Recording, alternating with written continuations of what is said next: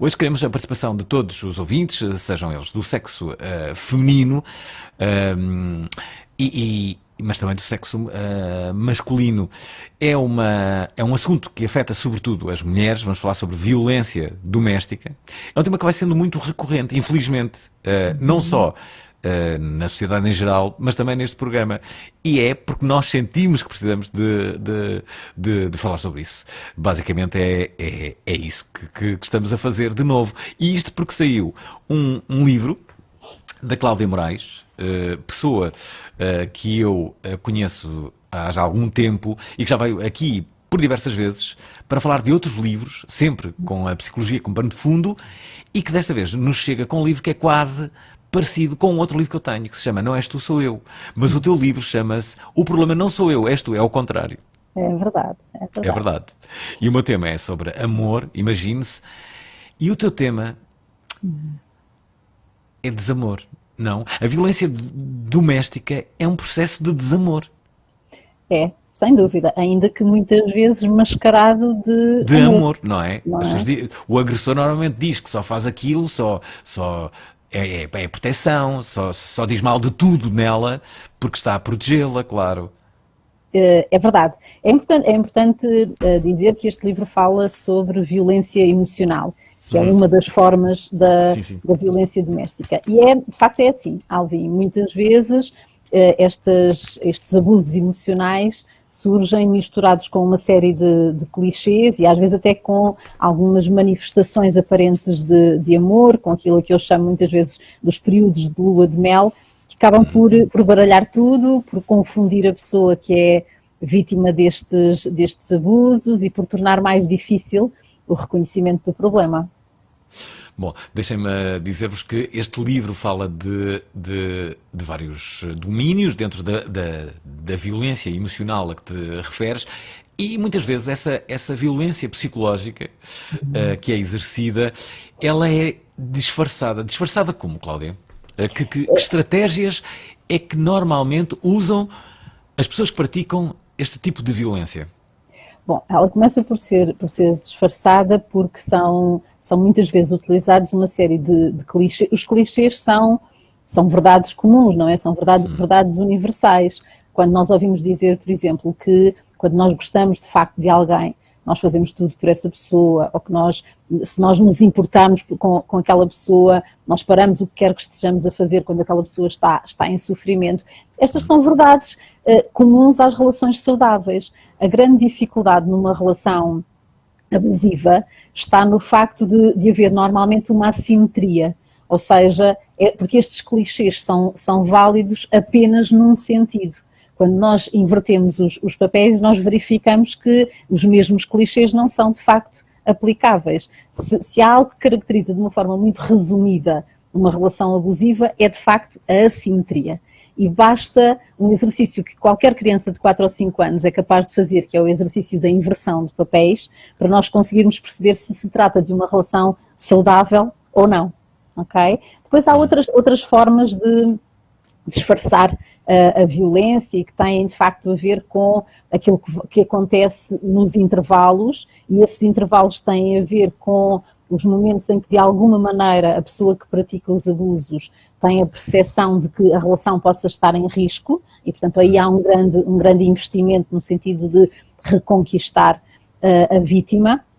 E, por outro lado, também tem a ver com o facto, ou o disfarce, digamos assim, também tem a ver com o facto de não, no fundo, o abusador não se comportar sempre da mesma maneira e muitas vezes, mesmo muitas vezes, investir um grande esforço no sentido de manter aquilo que eu chamo de uma imagem pública imaculada. E, portanto, muitas vezes aquilo que acontece é que se eu tenho uma pessoa que está ao meu lado e que publicamente se mostra como o melhor companheiro do mundo, que publicamente tem até alguns cuidados comigo, alguma atenção, torna-se muito difícil acreditar que quando entre quatro paredes aquela pessoa diz ou faz escolhas que me ferem profundamente e que aparentemente não se mostra preocupado com isso, que o possa estar a fazer de uma forma intencional. E, portanto, pode ser mais fácil acreditar que está só num mau momento, por exemplo. Cláudia, se isso se verifica, o abusador, como tu o denominas, percebes Para simplificar, Alvin. É só mesmo para porque eu, em particular, não gosto desse rótulo, não é? Até porque eu prefiro falar nos comportamentos. Há comportamentos que são abusivos. As pessoas não são monstros. Podem ser capazes de fazer algumas monstruosidades, não é? Mas o abusador aqui é para simplificar, para distinguir, no fundo, o abusador da vítima. Notas que, por exemplo, neste período de confinamento, em que as pessoas foram naturalmente obrigadas a ficarem mais juntas, que a tensão aumentou? A tensão pode ter aumentado. O facto de haver tensão numa relação conjugal não significa que haja comportamentos abusivos. Aquilo que o confinamento, que a pandemia trouxe, foi evidentemente um maior isolamento para todos, e isso é sempre mais arriscado para as pessoas que estejam numa relação abusiva. O isolamento, no fundo, acaba por enfraquecer a vítima, porque quando nós temos pessoas à nossa volta com quem possamos contar, com quem possamos falar abertamente sobre aquilo que nos preocupa, sobre os problemas da nossa relação, aquilo que vai acontecer é que essas pessoas vão funcionar um bocadinho como um espelho, não é? Vão devolver-nos a sua percepção sobre aquilo que nos está a acontecer e vão ajudar-nos a olhar para a nossa própria realidade. Ora, com o isolamento não há nada disto. E aquilo que muitas vezes acontece nas relações abusivas, e de uma forma muito instintiva, é que a pessoa que pratica os abusos vai, de facto, fomentando esse isolamento de múltiplas formas, desde logo através da chantagem emocional, da manipulação, e vai, de facto, fazendo alguns esforços para que a vítima esteja cada vez mais isolada das pessoas que, de alguma maneira, possam chamar a sua atenção para o problema.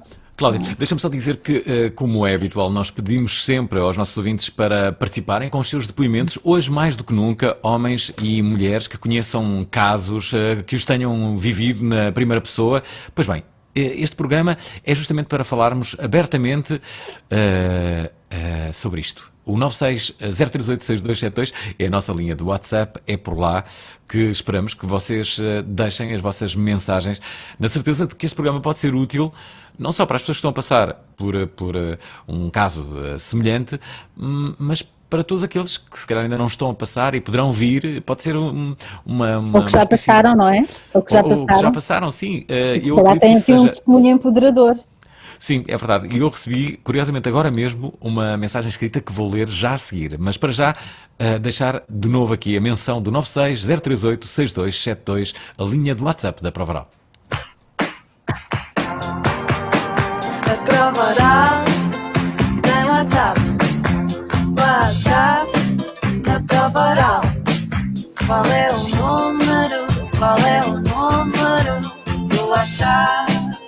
Do WhatsApp 96-038-6272 96-038-6272. Bem, tratando-se de um tema tão sensível, é natural que algumas pessoas não queiram revelar aqui a sua identidade. É justamente o caso desta ouvinte que não o quis fazer e que deixou uma mensagem escrita através do nosso WhatsApp. Ora, o que ela escreve é isto. Uma relação que durou 8 anos, que inicia por querer ler as conversas que tenho com toda a gente, a propósito de estabelecer uma relação de confiança. Por mim, não haveria problema desde que não comprometesse outros. Entretanto, dei passwords, tudo, guardou tudo e passou a saber a minha vida e não só a de terceiros, por onde andava, com quem combinava. Começa a pressão para lhe perguntar se podia ir, sempre a querer saber com quem, onde e quando, e eu sem perceber nada, nunca tal me tinha acontecido. A partir de determinada altura, começa a implicação com a roupa. Tudo era mau. Contudo, algo se notava que não deveria notar. Cheguei a ter roupa lançada ao rio. A seguir foi preciso saber quantos namorados tinha tido e com quantos tinha dormido. A partir daí, puta. Sempre a convencer-me que eu fazia por amor e que eu era a culpada de tudo, porque não estava em casa, porque só saía quando nos chateávamos, impedindo eu de manter algumas relações sociais que tanto prezava. Desconfiava de mulheres, de homens, de colegas de trabalho, de amigos das fraldas. Eu sempre a culpada de tudo. Eu é que era mentirosa, inventava coisas, enganava-o. E assim continuou. Precisei sempre de provar, de mostrar tudo aquilo que dizia ou fazia. As violações de privacidade a acontecerem permanentemente até eu bloquear. Cheguei a ir passar férias com a minha família e ouvir coisas do género: mostra aí a puta que és. Importante, não sou nenhuma garota, tenho quase 50 anos, casa, carro, emprego, uma vida social plena. Enfim... Ficam aqui algumas dicas, diz a nossa ouvinte. Obrigado por este depoimento. Temos aqui uma outra mensagem, que é a primeira, que nos chega também de uma mulher. Há que dizer que este, sim, não é um tema só de mulheres, mas são as mulheres os principais alvos deste tipo de violência. Por isso é mais do que normal que sejam mais depoimentos de mulheres sobre esta temática neste programa. É o que acontece com esta ouvinte, a Jani Guimarães, que nos deixa esta mensagem. Acho que a violência psicológica está presente na sociedade dentro e fora de casa. Ao longo da minha vida posso contar 2 momentos específicos. O divórcio dos meus pais, lá no início dos anos 90. Hoje em dia não sei como é que isso está, mas quer-se dizer, as nossas mães eram educadas para ter um só marido e muitas delas hoje em dia, passado 25, 30 anos, ainda não conseguiram resolver isso, ainda vivem todo esse trauma e passam aos filhos. Portanto, os filhos são sempre as principais vítimas da gestão que os pais fazem dos divórcios. Também a nível de trabalho, já senti uma vez. Portanto, eu acho que na realidade está presente no dia-a-dia de pequenas formas ou de formas mais intensas.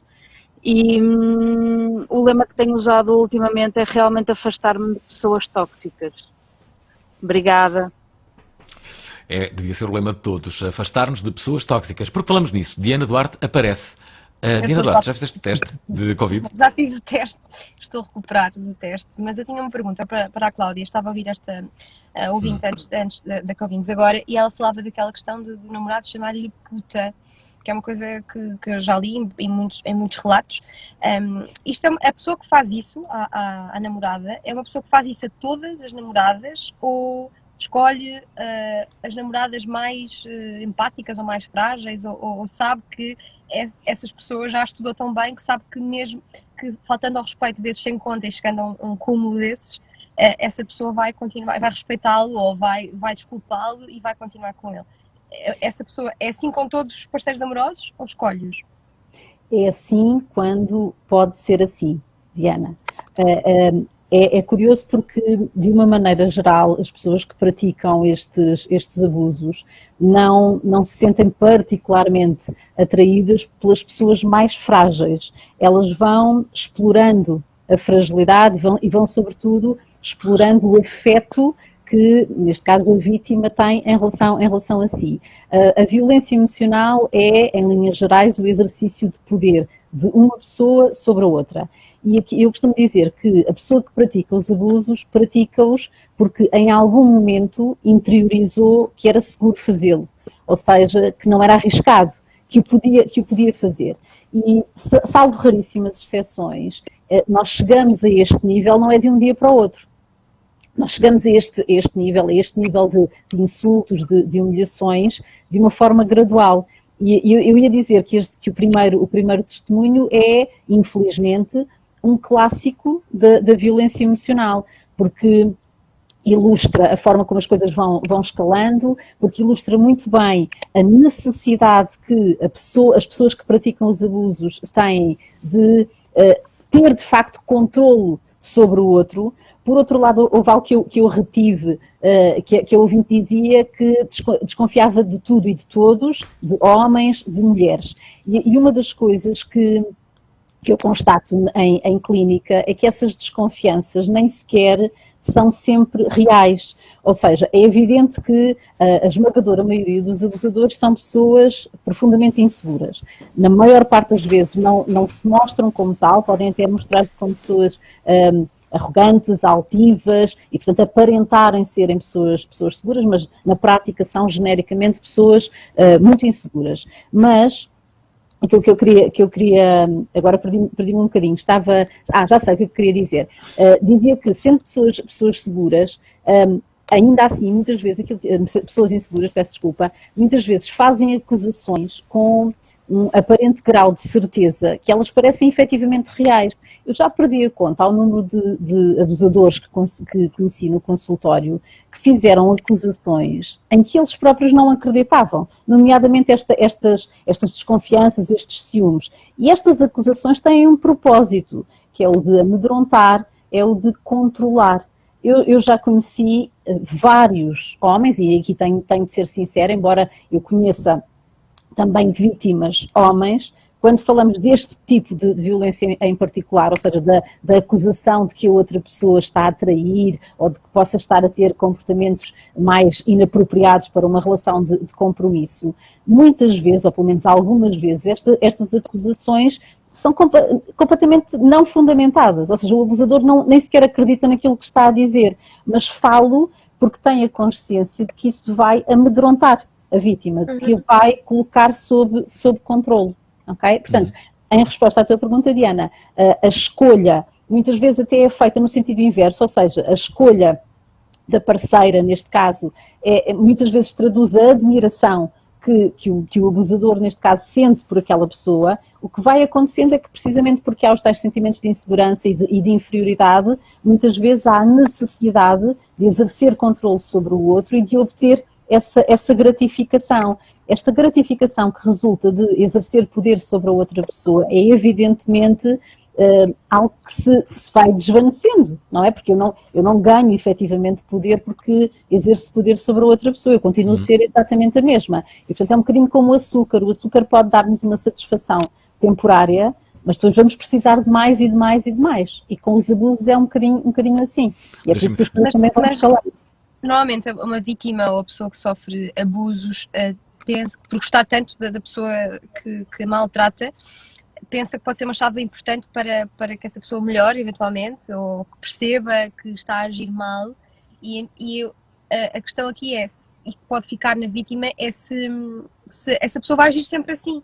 Ou se... é isso que eu estava a dizer-te, vai agir na medida em que possa fazê-lo. Eu recebo muitos pedidos de ajuda de mulheres, maioritariamente, mas de pessoas que, sendo vítimas de abusos emocionais, e porque estão muitas vezes há muito tempo a dar genuinamente o seu melhor por aquela relação, e de resto muitas vezes o pedido de ajuda é muito curioso, porque infelizmente surge não porque a vítima queira cuidar de si, mas surge porque a vítima quer perceber se há mais alguma coisa que possa fazer pela relação, se há mais alguma coisa que possa fazer para ajudar a outra pessoa. E muitas vezes aquilo que isto mostra bem, no fundo, o grau doentio em que a relação está. E a dizer que muitas vezes aquilo que acontece é que, mesmo que a vítima esteja muito cansada e que esteja prestes a terminar a relação, há sempre aquela dúvida, e se de facto a culpa for minha, e se com outra pessoa ele for completamente diferente. E aquilo que a minha experiência clínica e que a literatura mostra é que estas pessoas podem ter relações diferentes, sobretudo na medida em que não cheguem àquele ponto em que sintam que possam ser autênticas, o que é muito diferente de estarem genuinamente a respeitar o companheiro ou a companheira. E entra aquela questão dos limites, não é? De estabelecer limites, só que uma pessoa só pode estabelecer limites se à partida souber como é que a pessoa funciona, e normalmente as relações só se percebe passado é verdade. Exatamente. E esta questão de colocar limites é interessante, porque é evidente que é um conceito inevitável quando falamos de relações abusivas, mas é evidente que é profundamente cansativo termos de estar sistematicamente a impor limites. Não é isso que acontece numa relação saudável, não é? Numa relação saudável, nós estamos, na esmagadora maioria do tempo, estamos seguros, estamos confortáveis, não estamos preocupados em definir limites em relação à pessoa de quem nós gostamos. Ora, numa relação abusiva, aquilo que acontece é o contrário, não é? E a páginas tantas, quando estas pessoas pedem ajuda, dão-se conta de que, na medida em que tenham alguma esperança de reconstruir aquela relação, isso também pode ser profundamente cansativo, porque vai implicar, inevitavelmente, uma tolerância zero em relação a quaisquer formas de abusos, não é? E na esmagadora maioria dos casos isso é de facto muito, muito, muito cansativo e muito, muito desgastante. Olha, deixem-me só dizer que temos que, de facto, ir de novo ao WhatsApp. São muitas as mensagens que estamos a receber. Desenganem-se aqueles que pensam que só iríamos receber mensagens de mulheres. Não. Temos também homens a participarem, e ainda bem, porque isto é um assunto dos dois géneros, não só um. Vamos ouvir a mensagem que nos deixa o Paulo Migas. Olá, Prova Oral, boa noite. Paulo Mingas. Acho interessante o tema de hoje e gostaria de realçar apenas uma questão, não é nenhuma pergunta. O facto de ontem, na comunicação que Boris Johnson dirigiu à nação, referir como uma das justificações para poder violar o confinamento era fugir de violência conjugal. Isto é sinal de que há sensibilidade para o tema. Pronto, acabo por fazer uma pergunta para reflexão, ou é apenas uma manifestação de um problema muito, muito mais comum do que aquele que se poderia pensar. Não me lembro de ter ouvido, por parte dos nossos governantes, referir a fuga à violência como conjugal, da violência conjugal como uma das justificações para a ausência do domicílio durante o estado de emergência. Mas gostaria de ouvir o vosso comentário.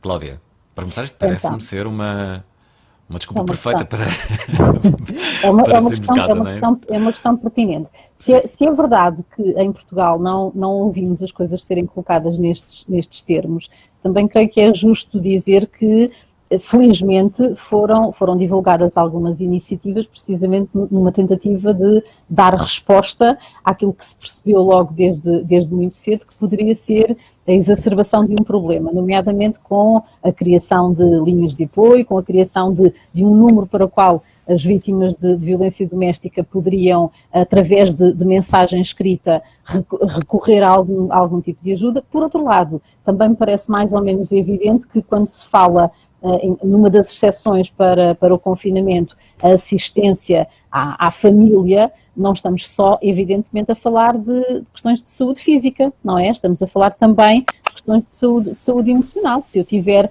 um familiar ou um amigo que esteja em perigo, eu tenho todo o direito de violar o confinamento. Olha, deixem-me só dizer que recebemos mais uma mensagem. Hoje, tratando-se de um tema tão sensível, estamos não só a não dizer o nome de muitos dos ouvintes e a respeitar, obviamente, o direito à sua privacidade e, neste caso, anonimato. É o caso deste ouvinte, que deixa, no entanto, que possamos dizer o seu primeiro nome, que é Pedro. Bom, ele diz: Cláudia, desde há vários anos que a minha mulher grita comigo e com os meus filhos todos os dias, com uma intensidade que me faz sentir agredido e, por vezes mesmo, sensivelmente de uma forma física. No entanto, a minha mulher não admite que os seus gritos constituem uma forma de violência. Uma vez que o teu livro trata de violência emocional, pergunto, qual é a tua percepção deste meu retrato? A minha percepção eu falo nessa percepção amplamente neste livro, ou seja, independentemente daquela que seja a minha intenção, quando me comporto de determinada maneira, eu tenho o dever de me preocupar com o impacto que a minha escolha tem nos outros. Neste caso, se eu gritar com as pessoas de quem eu gosto, eu posso encontrar inúmeros motivos para o fazer. Eu estarei sempre centrada em mim e não na forma como a outra pessoa se sente. E, portanto, na medida em que eu grite e me foque no facto de, na minha família, ser normal ou de eu não ter a intenção de agredir o outro, eu corro efetivamente o risco de estar a ser, neste caso, emocionalmente violenta através dos gritos, das explosões. Há uma forma de violência emocional a que eu me refiro neste livro e que tem a ver com uma questão que se cruza com esta e que está relacionada com o humor. Quando eu faço uma piada, tu és que és humorista, Alvin, se tu fizeres uma piada e se eu te disser, olha, Alvin, não gosto dessa piada, sinceramente, sinto-me um bocadinho desrespeitada, o que é que tu fazes, Alvin? Eu continuo a insistir. Para começar, fico logo com a minha autoestima em baixo. Isso nunca me aconteceu na vida. Nunca ninguém não gostou de uma piada minha. Eu não sei o que é isso. Não é não gostar, atenção, não é isso. Não é isso. Jogar será dizer que estou a ser cínico, não é? Cínico e bastante irónico. Mas sim, respeito isso, claro, não é? Se o meu humor está a ferir alguém... Mas como é que respeitas? Imagina que gozavas comigo, a propósito do que quer que fosse, Alvin. Sim. Gozavas comigo e que eu te mostrava de forma clara e sequer sem zangas, mas que eu te mostrava que me sentia melindrada, que me sentia Não vulnerável. ia continuar a fazer, E a fazer porquê, piadas. Alvin? Hã? Porquê?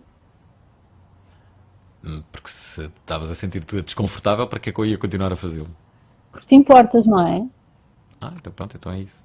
Então, se eu faço uma piada sobre a pessoa de quem eu gosto, para piorar as coisas, se eu faço no meio dos nossos familiares e amigos, se aquela pessoa me diz de forma clara que não gostou, que se sentiu vulnerável, que se sentiu exposta, que se sentiu humilhada, e se eu insisto em fazê-lo, se eu utilizo uma frase que é outro clássico da violência emocional, que é "és tão sensível", eu estou muito provavelmente a ter um comportamento abusivo. E este é de facto um clássico da violência emocional. Esta frase faz sempre soar o meu alarme interno, porque é de facto uma frase que se repete, e não apenas a propósito das piadas de todo, mas a propósito de quase tudo. Ou seja, quando a vítima se queixa, uma das coisas que ouve é isto: és tão sensível, que na prática é uma forma de trivializar os sentimentos da outra pessoa. Por isso é que eu comecei por dizer que se há algo que caracteriza as relações abusivas é a assimetria.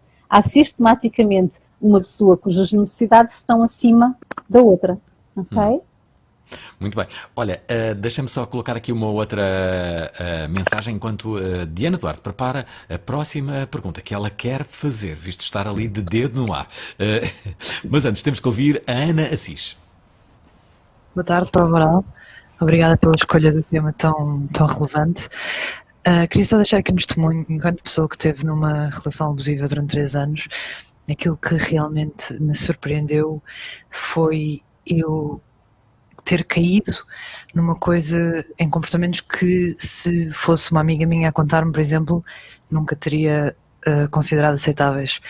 Tendo em conta que sou uma pessoa com uma educação superior e bastante para a frentex, digamos assim, fiquei surpreendida comigo mesma por perceber que também eu podia cair no clichê de estar numa relação completamente abusiva e que mais tarde vim a perceber da qual tinha de sair rapidamente. Mas foi um processo que demorou muito tempo e que, é como digo, considerei muito estranho perceber que tinha ficado completamente enredada num discurso que nunca teria considerado normal se estivesse a ver a situação de fora. Portanto, se alguém estiver nesta situação e considerar estranho ou estiver à espera que a situação se resolva por si só por ser com ela, aviso já que o mais provável é isso não acontecer. Obrigada. Muito bem, estamos a receber muitas mensagens, não só de mulheres, Mais um como testemunho homens, empoderador. neste programa. Diana Duarte. Tinha Diana o Duarte microfone- ficou-se... tinha o agora sim. micro desligado, tinha o micro desligado. Nós estava aqui a pensar em alguns comportamentos tóxicos que às vezes podem ajudar as pessoas a perceberem que estão numa relação que não vai dar a um lugar seguro, que é, por exemplo, o tratamento de silêncio, que é uma técnica muito usada para manipular. Eu gostava que a Cláudia falasse talvez um bocado sobre isso.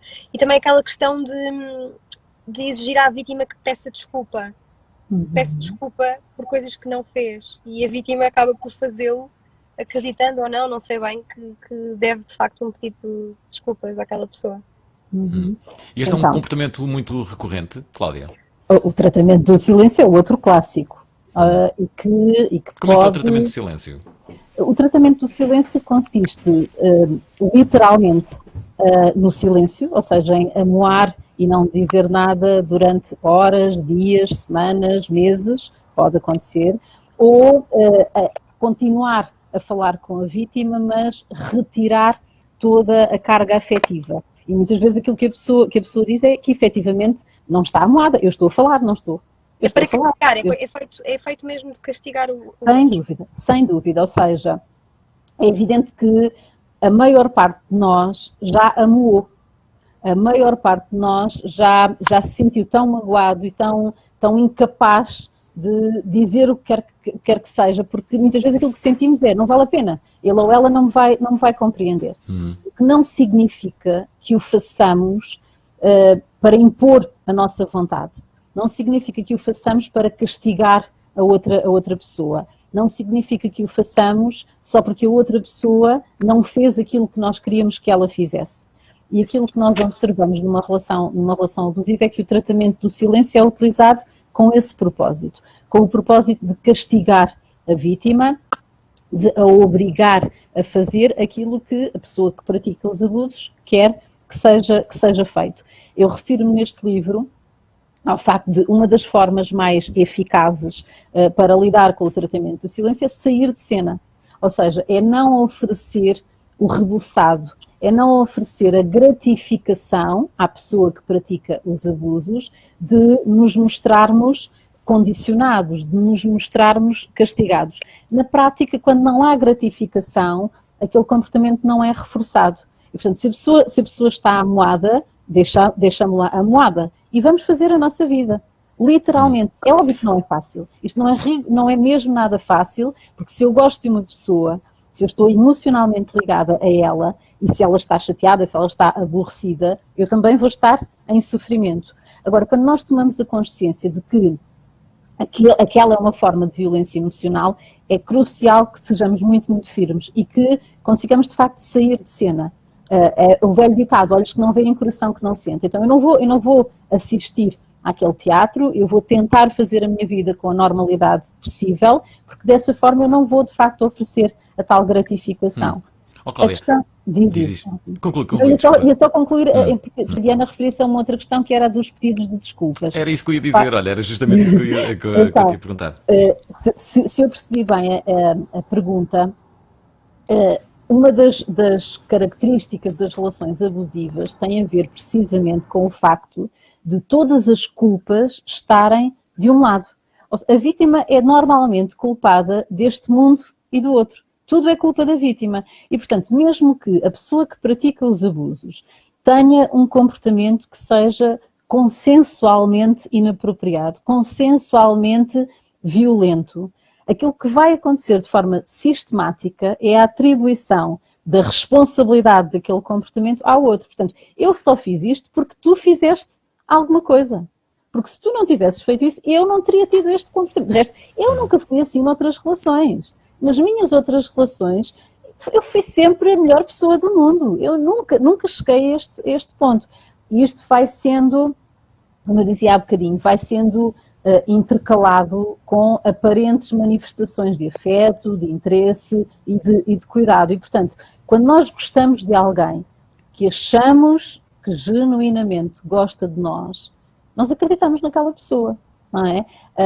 Uma das ouvintes dizia que se conhecesse estes episódios a propósito da vida de outra pessoa, teria muito maior discernimento. É óbvio, seria assim porque não estaria emocionalmente envolvida. Quando estamos emocionalmente envolvidos, não conseguimos olhar para a realidade com tanto discernimento. E, portanto, muitas vezes, sim, a vítima é muito, muito, muito responsabilizada, é culpada de tudo e mais alguma coisa, e, portanto, está sistematicamente a pedir desculpas. Às vezes aquilo que acontece é que é efetivamente forçada a pedir desculpas por acontecimentos que nunca ocorreram e que eu sublinho, como dizia há pouco, e que muitas vezes o abusador tem consciência de que nunca ocorreram.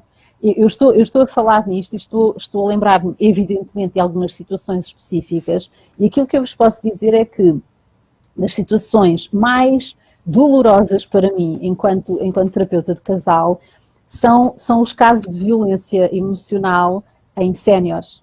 Em séniores, chegam até mim enquanto séniores. Mas há algumas histórias que são mesmo comoventes, sabes? Porque quando eu tenho à minha frente alguém com 60 ou 70 anos que me descreve uma vida inteira deste tipo de abusos, não é? E eu me dou conta de que aquela pessoa passou a vida inteira, por exemplo, a tentar provar uma inocência, quando a pessoa que está ao seu lado nem sequer a vê efetivamente como culpada, aquela é só uma forma de a manter sob controlo. É de facto aterrador. É aterrador. E infelizmente há algumas histórias assim. São histórias de uma vida inteira. Lembras-te de alguma história, Cláudia, que possas revelar-nos que eu tenha lembro-me ficado ao longo de todos estes anos? Conta-nos uma.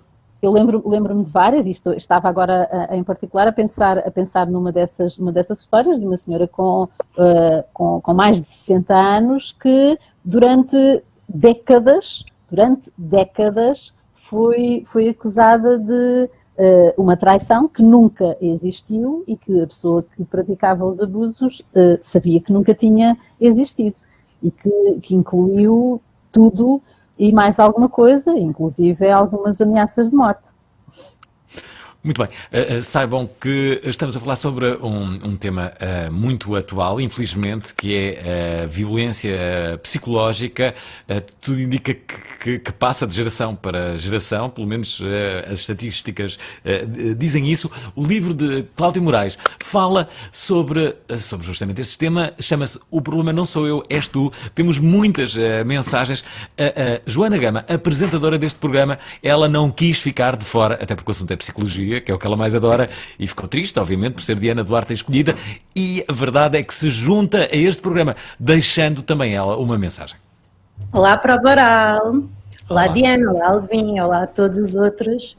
Meu nome é Joana e gostaria muito de perguntar à convidada, se é que ainda não respondeu, até que ponto é que nós, pais, podemos estar conscientes deste tipo de padrão relacional e como podemos evitar passá-lo, aliás, aos nossos filhos, porque isto também é uma coisa que se aprende, certo? E se calhar poderá passar daquilo que nós aprendemos em crianças para aquilo que somos agora em adultos?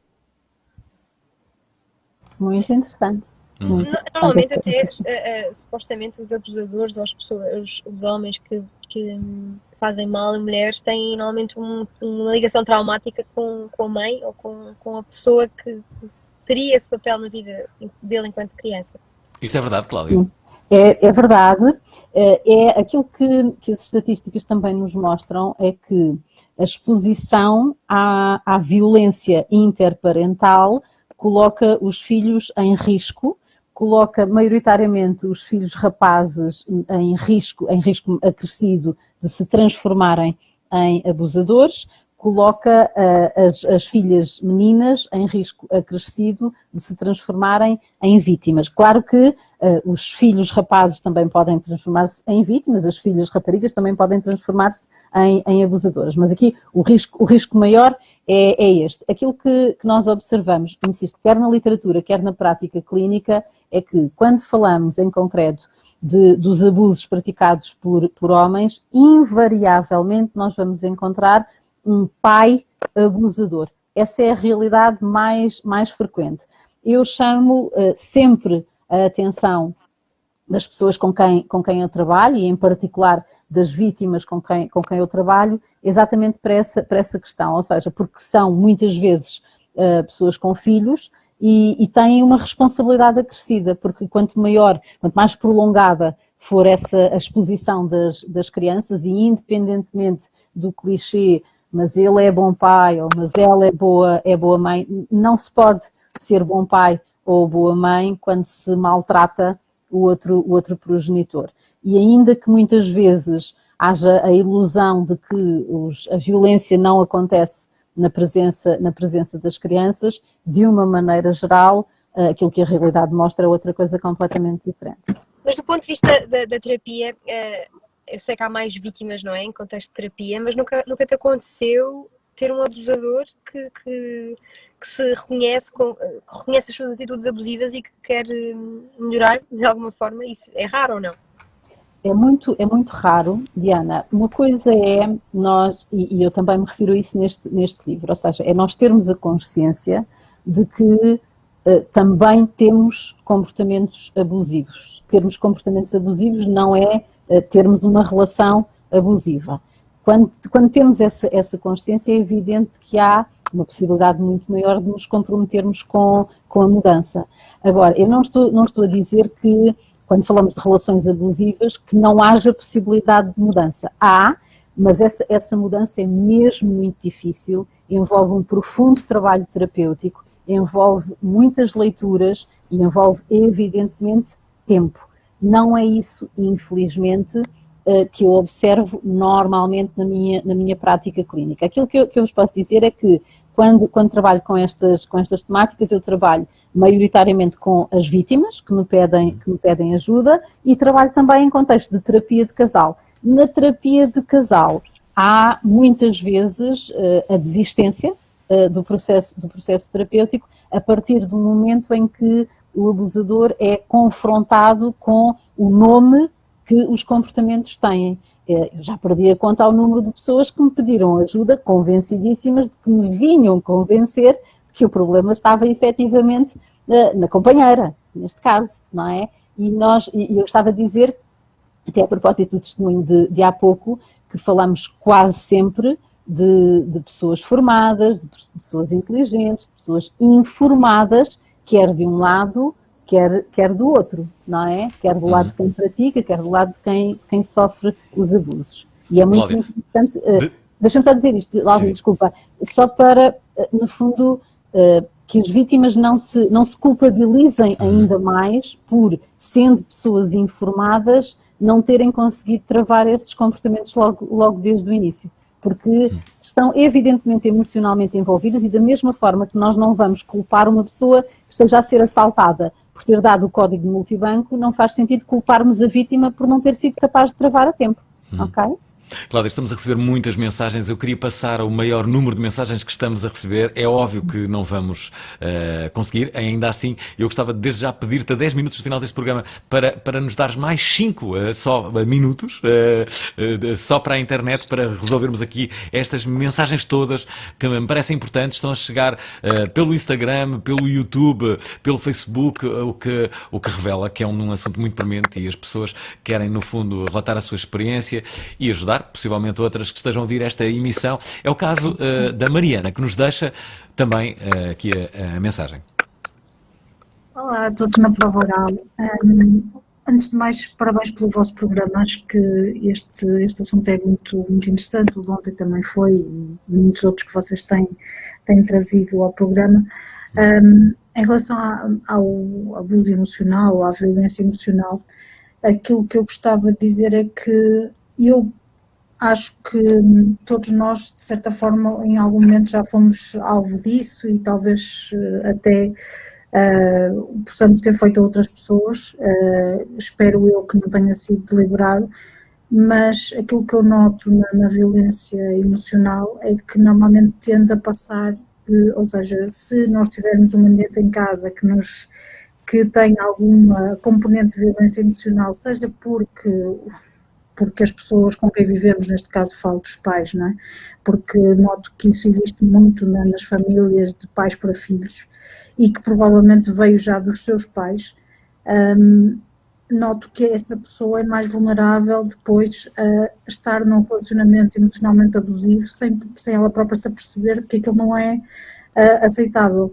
E já vi isso noutras pessoas, já percebi isso em mim própria e noto que por vezes demora anos até as pessoas conseguirem libertar-se e por isso acho que cada vez mais temos que acreditar naquilo que são os nossos instintos, que é quando achamos que qualquer coisa não está bem, se calhar não está mesmo.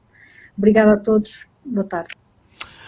Já agora, deixem-me ler aqui uma mensagem que nos chega de um ouvinte que pede anonimato. Ele diz: estive numa relação tóxica durante 10 anos, vivi com um manual de como lidar com uma narcisista durante este tempo, até começar a escalada na violência emocional e física, sobretudo em situações em que eu não concordava com as opiniões e ideias. Arremesso de objetos, gritos, reações desajustadas e exageradas, violação de privacidade, procurar mensagens ou registros no meu telefone, culpabilização, compra emocional ou pedidos de desculpas sob a forma de presentes dispendiosos. Separamo-nos com um filho de 2 anos que neste momento procuro dotar de ferramentas para lidar com a mãe. Felizmente ele não se lembrará de nada do que presenciou. Pergunto que ferramentas deverei dar ao meu filho agora com 3 anos. De um certo modo, respondeste à Joana Gama, à pergunta que agora este ouvinte também nos faz. Eu juntava a esta pergunta as estratégias que as pessoas devem usar para saírem de uma situação destas. E aí uma o que é que se deve ouvinte, fazer? Há uma palavra-chave que este ouvinte fala diz narcisista, não é? Que às vezes pode ser um traço de personalidade, mas também pode ser um distúrbio e isso é muito difícil lidar com uma pessoa muito autocentrada. Não Sem tem dúvida, empatia sem dúvida. emocional. Sem dúvida, sem dúvida. Eu quero chamar a atenção pelo seguinte, embora algumas destas pessoas possam ter efetivamente uma perturbação de personalidade narcísica ou outra, como a perturbação borderline ou antissocial, aquilo que nós observamos é que na esmagadora maioria dos casos não há uma perturbação de personalidade. Aquilo que está doente, como eu costumo dizer, é o sistema de valores, que é uma coisa completamente diferente. Ou seja, é uma questão de caráter e de empatia, ou neste caso da falta deles. A propósito da questão dos filhos, e eu acho que é mais ou menos consensual, quer para quem tem filhos, quer para quem não os tem, que a educação se faz pela modelagem, não é? E este livro eu dedico aos meus filhos, e não é por acaso, porque se há algo que eu tenho a intenção é de os educar para o respeito. E eu tenho a plena consciência de que falo-ei melhor na medida em que lhes dê esse exemplo, seja tratando o meu marido com respeito, seja reivindicando ser tratada com respeito. Mas quem diz o meu marido, diz as outras pessoas com quem eu me relaciono. Quanto mais eu for capaz de honrar as minhas necessidades, de as respeitar, de lhes dar voz e de naturalmente fazê-lo respeitando as necessidades dos outros, maior é a probabilidade de eu estar de facto a dotá-los de algumas ferramentas. Claro que o desafio é muito maior quando o outro progenitor tem efetivamente estas falhas de caráter ou uma perturbação de personalidade que o ou a possa levar a comportamentos abusivos. E aí entra de facto a necessidade de pais e mães dotarem de facto os seus filhos de algumas competências, nomeadamente chamando a sua atenção para as obrigações que não têm e as culpas que não têm. A violência emocional é uma forma de abuso de confiança, de abuso de poder, porque o abusador sabe que a pessoa que é vítima dos abusos gosta dele ou dela e, portanto, abusa desse afeto. E o afeto faz com que, o facto de gostarmos de alguém, faz com que nos sintamos instintivamente obrigados, entre aspas, a fazer aquela pessoa feliz. Até aí tudo saudável, desde que isso não seja feito à custa da nossa saúde mental, da nossa própria felicidade. E, portanto, uma das coisas que nós precisamos de repetir aos nossos filhos, na medida em que o outro progenitor seja um abusador, neste caso emocional, é de facto a chamada de atenção para os seus direitos, para a necessidade de valorizarem na medida certa as suas próprias necessidades, porque as suas necessidades são tão importantes quanto as das pessoas de quem gostam, não podem ser nem mais nem menos importantes. Deixem-me só dizer que estamos a 5 minutos do final deste programa, já que o dissemos, vamos dar mais 5 apenas e só para a internet. Cláudia Moraes é a nossa convidada, tem um livro novo que se chama O Problema Não Sou Eu, És Tu. Promete reconhecer e eliminar comportamentos tóxicos nas nossas relações, e é disso que estamos a falar, e pelos vistos estamos a ser bem sucedidos porque não há memória de termos tido tantas participações. Temos aqui uma participação anónima por parte de um ouvinte ou de uma ouvinte. Olá para o Moral, boa noite. É um tema bastante delicado, sim. Eu acho que cada vez me passou por isto pelo menos uma vez na vida. E eu, que nem sou jovem, nem sou velha, passei por uma situação bastante complicada e cheguei a ser violentada. Cheguei a ser trancada no carro desse meu companheiro na altura. Ele chegou a andar 1 hora à volta da cidade em questão, e dizer: não estás tudo merda, não és ninguém na vida, nem nunca has de ser, és uma puta, sempre soube que tu eras, a culpa é sempre tua. Sai, se estamos chateados, a culpa é tua, se aquilo se partiu, a culpa é tua, tudo era culpa minha, tudo. E isto tudo que aconteceu na situação do carro, assim, para ser mais específica, foi porque recebi uma mensagem de um amigo de infância a perguntar se eu estaria em Bragança. Ele começou a fazer cinemas. Pronto. Ele chegou, inclusive, a manipular-me de forma a eu pensar que a minha família não me queria mal. É só isto. Eu acho que deveria haver, desde cedo, uma sensibilização até nas escolas de como detectar sinais tóxicos nas outras pessoas. Obrigada. E obrigado, ouvinte. O som não estava nas melhores condições, como cedo perceberam. Mas já agora, Cláudia, no teu livro também falas desta técnica que é o enfraquecimento da vítima. Afastá-la dos amigos, dos familiares, através de estratégias como esta que acabamos de ouvir. E, efetivamente, no fundo é outro clássico, às vezes surge sob a forma de chantagem emocional, ou seja, se tu gostasses mesmo de mim, tu ias perceber porque é que eu não quero estar com aquela pessoa, se tu gostasses mesmo de mim, ficavas aqui comigo em vez de ires ao jantar com os teus pais, ou outra coisa O agressor qualquer. quer sempre isolar a vítima. O agressor ou o abusador emocional pode não o fazer de uma forma totalmente premeditada ou maquiavélica. Isto é tudo muito instintivo.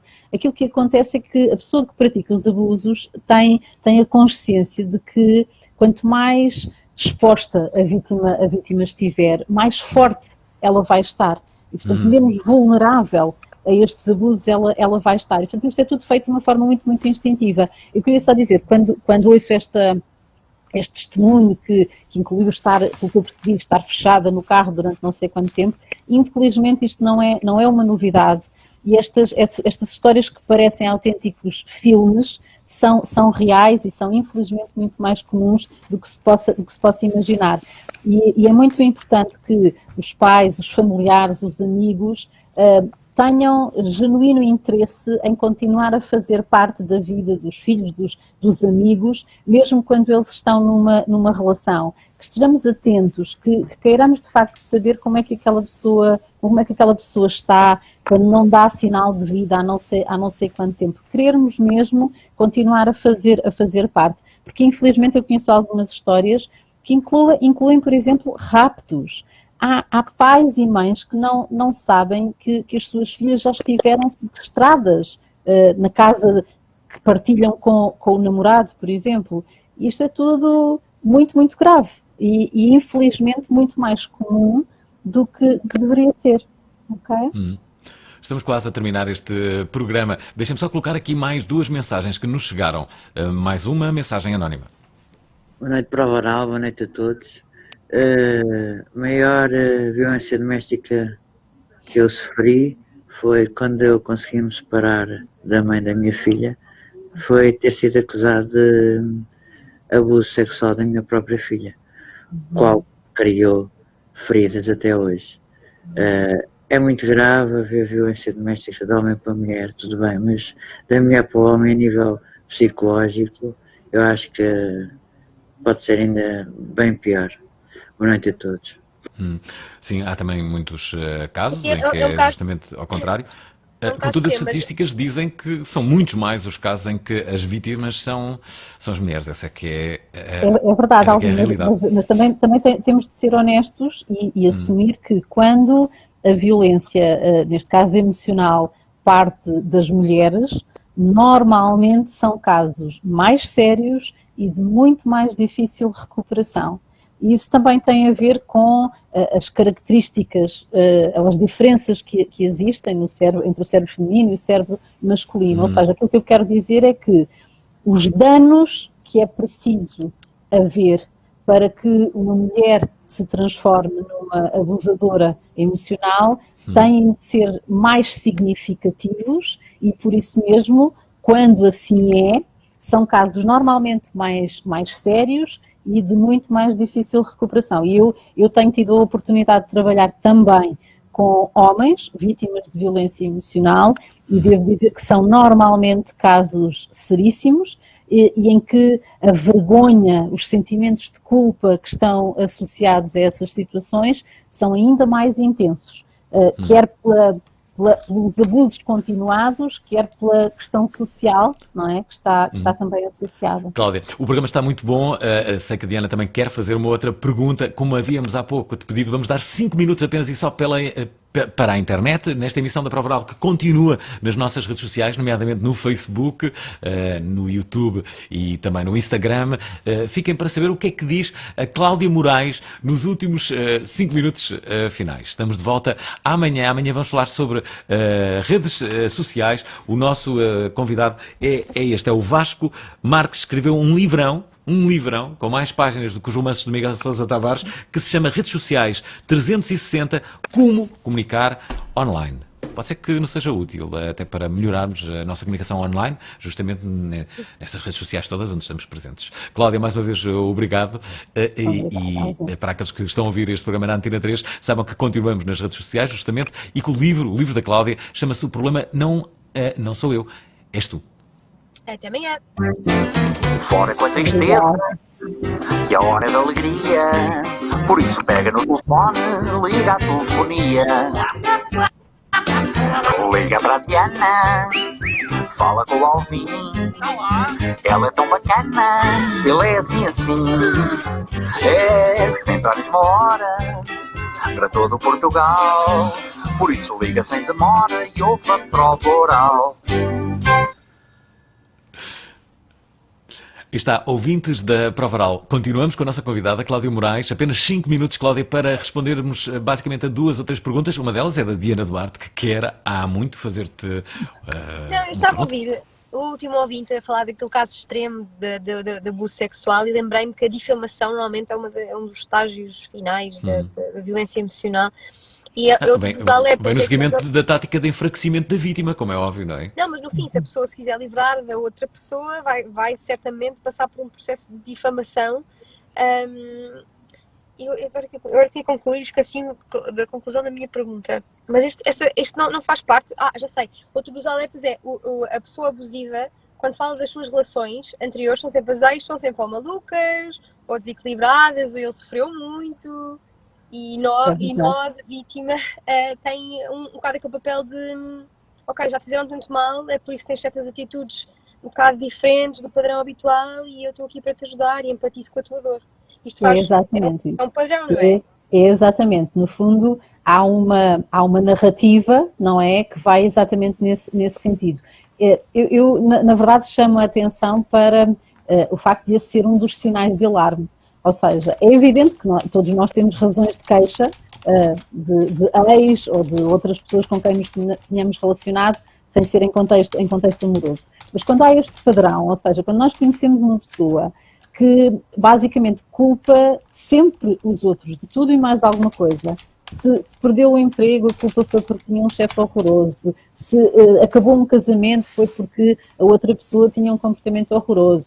Se há de facto aqui uma repetição de um padrão, é importante que estejamos atentos, ou seja, quão capaz é esta pessoa de se responsabilizar pelas suas escolhas, de se responsabilizar pelos seus comportamentos, porque se assim não for, é de facto mais provável que mais cedo ou mais tarde também coloque sobre os nossos ombros responsabilidades que não sejam nossas. A questão da difamação pode efetivamente acontecer e tem a ver muitas vezes com a tal necessidade de continuar a manter a tal imagem pública imaculada. Eu chamo a atenção neste livro para o facto de ter conhecido alguns abusadores que se esforçam efetivamente por fazer aqui algumas escolhas que sabem que serão admiradas pelos outros. Eu conheci pessoas que são voluntárias, que ajudam as pessoas sem abrigo. Eu conheci profissionais da área médica, da área jurídica, que são super admirados pelos seus pares, que são vistos como pessoas altruístas, preocupadas com os outros. E muitas vezes tudo isto resulta efetivamente da tal necessidade de serem vistos como pessoas assim. E depois na prática, ou seja, na intimidade, tudo isto se desfaz, não é? Olha, temos que rapidamente ver então as perguntas finais e depois vamos concluir com este programa, porque deves ter mais que fazer. Uma delas é da Telma. Boa noite. Gostava de colocar à nossa convidada um assunto também bastante pertinente, relativamente à violência psicológica nos locais de trabalho, em que muitas vezes os empregadores maltratam e violentam psicologicamente os trabalhadores. O que é a nossa convidada pode dar como solução a este grande problema e que também deve ser tido em consideração dado este belíssimo tema. Muito obrigada. Aliás, um dia até gostava de fazer um programa só sobre isto. Que é outro programa, não é? E acho que vai ser muito bem sucedido. Na prática, as pessoas que são vítimas de violência emocional na conjugalidade, muitas vezes também descrevem outras formas de abuso. Isso tem a ver, no fundo, com a vulnerabilidade em que estão, outras vezes tem a ver com a sua própria bagagem emocional, com o facto de aquela não ser a primeira relação abusiva, ou seja, terem sido expostas ou alvo de violência emocional na relação com os seus cuidadores, ou seja, com o pai, com a mãe, portanto serem de alguma maneira mais vulneráveis a essas formas de violência. Agora, a verdade é que qualquer pessoa, independentemente da bagagem que tenha, pode ser alvo de violência emocional em contexto laboral. É evidente que, da mesma forma que é importante que reconheçamos que nós não vamos conseguir mudar a pessoa que está ao nosso lado numa relação de casal, normalmente nós não vamos conseguir mudar as pessoas com quem nós trabalhamos. Às vezes aquilo que vamos precisar de fazer é sair de cena, é mudar de trabalho. Outras vezes aquilo que nós podemos fazer é, evidentemente, informarmos-nos sobre os nossos direitos e, de uma forma muito assertiva, muito cedo, sermos capazes de dizer não àquilo que não nos dignifica, não nos respeita. É evidente que, em contexto laboral, há uma hierarquia e é, portanto, muito mais fácil haver abusos de poder, o que não significa que seja legítimo, nem significa que tenha de passar impune. Felizmente também há cada vez mais mecanismos para darmos resposta a essa realidade. Eu também recebo pedidos de ajuda nesse sentido, nem sempre são batalhas fáceis, mas como sempre, informação é poder. Muito bem, vamos ouvir possivelmente as últimas duas mensagens. A próxima chega-nos do Diogo. Boa noite para o Boral e convidada. Já diz a sabedoria popular que entre marido e mulher não se mete a colher. Contudo, se soubermos a existência de uma relação tóxica num outro casal, em que medida é que os poderemos ajudar? Obrigado, boa noite. Já não é bem assim, não é? Aliás, as várias campanhas de violência emocional dizem que isto acabou. É um crime público, este tipo de violência. O que é que queres dizer aqui ao Diogo? É fundamental que nos mostremos absolutamente solidários com a pessoa que é vítima de abusos emocionais. Isso não significa amedrontá-la ou pressioná-la. É muito importante nós termos a consciência de que se aquela pessoa está naquela relação é porque gosta da outra pessoa e, portanto, se entrarmos a matar, entre aspas, corremos o risco de a perder. Corremos o risco de aquela pessoa deixar de confiar em nós. E aquilo que importa é mostrarmos que mais do que estarmos interessados em criticar a pessoa que pratica os abusos, estamos interessados em estar ao lado da pessoa que é vítima dos abusos. Que estamos lá para ela, que queremos o melhor para ela, que estamos disponíveis para a ouvir, que estamos disponíveis para ajudar e que vamos estar cá. E vamos estar cá independentemente de aquela pessoa não estar ainda capaz de fazer a escolha que para nós que estamos de fora é a escolha óbvia a ser feita. Os julgamentos são meio caminho para que aquela pessoa fique ainda mais isolada e isso é tudo aquilo que não se quer. À medida que o programa avança, a Diana Duarte vai ficando mais na escuridão. Eu não sei o que é que está acontecendo neste programa. Estou com medo de ficar sem bateria. Temos que acabar. Olha, uma questão. Quando a pessoa toma a decisão, essa escolha que os nossos amigos todos veem e a pessoa não vê, quanto tempo até se livrar emocionalmente? A fazer o desmame. O desmame. O desmame emocional, vá, por assim dizer. Isso vai variar muito de pessoa para pessoa, vai depender da bagagem emocional anterior a esta relação e vai depender, evidentemente, dos danos que estiverem associados a esses abusos. Uma coisa é nós falarmos de uma relação abusiva que durou alguns meses, outra coisa é nós falarmos de uma relação abusiva que durou 10, 15 anos. Muitas vezes aquilo que eu observo, e tenho acompanhado felizmente muitas pessoas que conseguiram reconstruir a sua vida amorosa depois de uma relação abusiva, mas de uma maneira geral aquilo que eu observo é que quando houve uma exposição prolongada, há normalmente um período também relativamente longo de recuperação. não é? E que pode envolver 1, 2 anos. De uma maneira geral também, quando, entretanto, surge uma nova relação e sobretudo, quando surge uma relação saudável, é mais provável que essa recuperação também seja acelerada, não é? Há uma frase que eu gosto muito de um terapeuta familiar que diz: "We're hurt by people, we're healed by people." Portanto, são as pessoas que nos magoam, mas também são as pessoas que nos curam, não é? Muito bem, é com esta frase que acabamos este programa de Cláudia Moraes, psicóloga, que veio aqui falar sobre o seu livro novo que se chama O Problema Não Sou Eu, És Tu. Entre muitas das coisas que tu disseste, Cláudia, ao longo do programa, uma delas eu retive. É simples, mas tu disseste que à medida que a vítima é mais forte, com a informação que tem, mais defesas terá. E é isso que eu acredito que este programa possa servir.